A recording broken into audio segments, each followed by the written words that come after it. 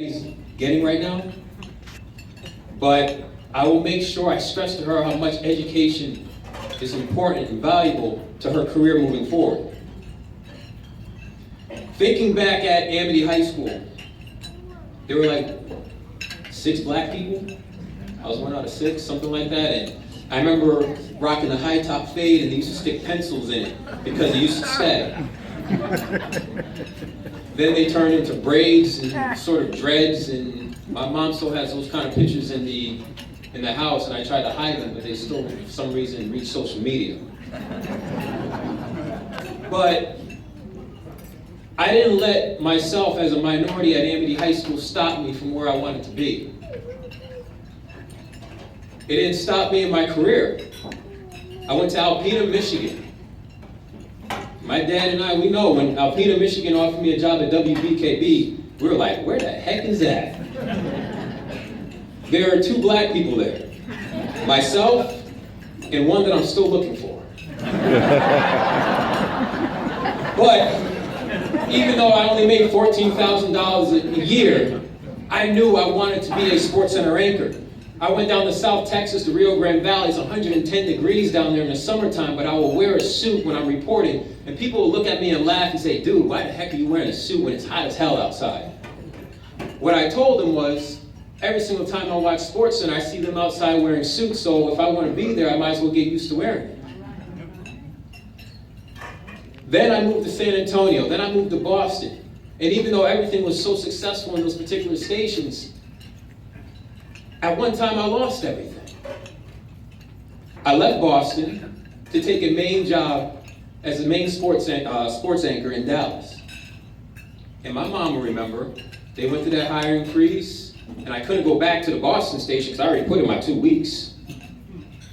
And so I had to go back for about, what, Mom, 9 months? Go back and sleep in the same twin-size bed that I used to sleep in when I went to Amity High School. But what that did was, it taught me a valuable lesson to never take for granted the things that you have, to cherish the things that are around you. If you mess up 1 time, mess up 2 times, 3 times, still, if you continue to strive to work harder at maybe not messing up, you're moving in the right direction. So at ESPN, I plan to take advantage of every single opportunity. And while, as I'm the first African American in the Hall of Honor, what am I, about 5 minutes now? I had to learn about every single sport. Football, basketball, easy. Cricket, had to learn it. I really wanted to be the black guy who knew hockey. If you watch SportsCenter, because the hockey season is going to get started in a little bit, every single time you see Barry Melrose on my show, you'll see me do this SportsCenter segment. Why? Because I wanted to be the black guy who knew hockey. I copied and pasted every single hockey name on YouTube to make sure I could pronounce it correctly. I dare somebody to give me a name to pronounce it, because I will pronounce it correctly. I know who Yaroslav Halak is. I know who Nikita Kucherov is. I know when the puck goes through the goalie's legs, it's 5-hole. Who? 5-hole. To stretch it even more, I know when a goalie's playing really well, he's standing on his head. See, all the black people are like, But I really thought, even though I'm a sports center anchor, I thought I would be inducted into the Sports Hall of Fame, not saying I don't want to. But at Amity High School, football and track made me a man. Matter of fact, I think I probably would have been in the Hall of Fame if Coach Jacobs made me run faster. So put blame on him. But football was a great moment for me. I didn't drink. I didn't smoke. I used to sneak Gatorades into the house parties. I didn't have to sneak Gatorades in, but that's what I would drink. And I wanted to outwork everybody when I was at Amity High School. And that's the way I still live my life now. Football is a great time period. But this award here, it's a lifetime achievement for me. And I'll take that any day. I'm passionate about helping my community. Had a lot of people stand here. I mentored so many people I lost count. I gave back to the Amity football team as a coach. Coach Mo, I appreciate it for allowing me to come back and coach the kids. I know Leonard knows I gave away so many ties to young men who don't have a father in their life because I know what it feels like to have one. And for a dad to give them their first tie. But I'll be a fool if I didn't give back to the community that gave so much to me. I want to thank my family, my friends, my brothers of Omega Psi Phi Fraternity Incorporated, who taught me a whole lot. You taught me how to be a real man.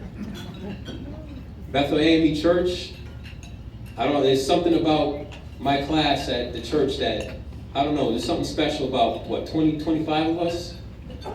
So I thank you, Bethel AME Church, for every Sunday keeping me sane.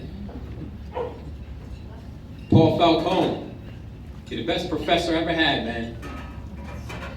University of New Haven. You know, I didn't listen to you all the time in class, but it stayed in my brain. I'd like to thank Bill Ganello. If anybody remembers him, he was a sports anchor at News 12. And he's the guy who gave me the camera and gave me the mic for the very first time and said, go out and do it. He passed away 9 years ago last month. And he always used to tell me, the best way to learn how to do something is by doing it. And so remember, just take that in your life, that if you want to do something, you got to go out there and do it, no matter what anybody says. I want to thank one of the strongest women in my life. Teddy, you're a strong woman, girl. You're a strong woman. And then last, Mama, I made it.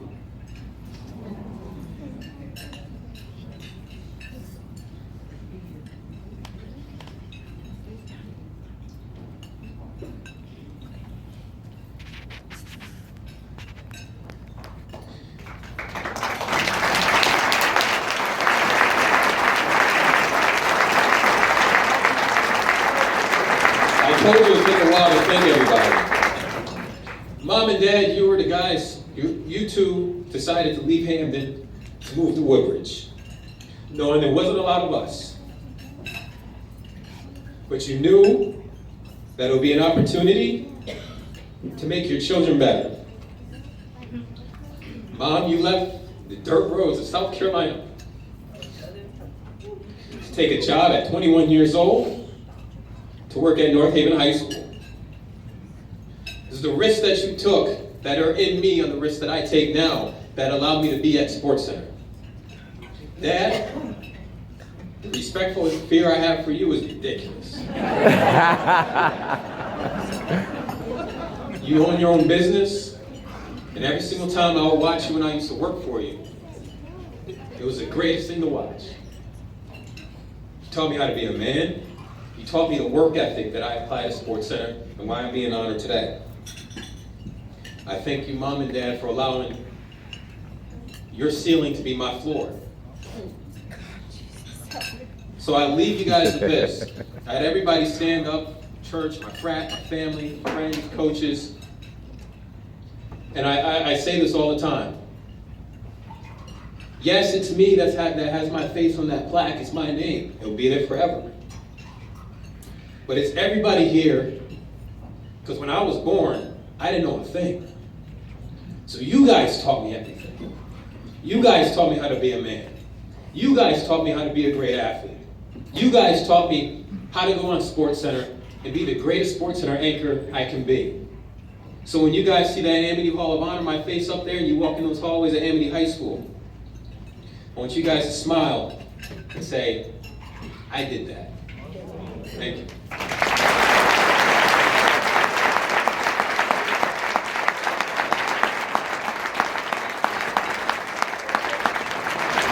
We have another proclamation here. This is from the City of New Haven. It says, congratulations, Darren M. Haynes, inducted into the Amity Hall of Honor. Whereas on October 6th, Darren will be inducted into the Amity Hall of Honor. His career included, and they go over all your accolades. And it says, I, as mayor of the City of New Haven, congratulate Darren Haynes for his dedication and commitment to athletic excellence and having shared his friendship and talent with the members of this community. And in recognition, I honor of being inducted into the Amity Hall of Honor, I take great pride and proclaim congratulations, Darren M. Haynes, dated today, October 6th, Tony N. Harp, Mayor of City of New Haven.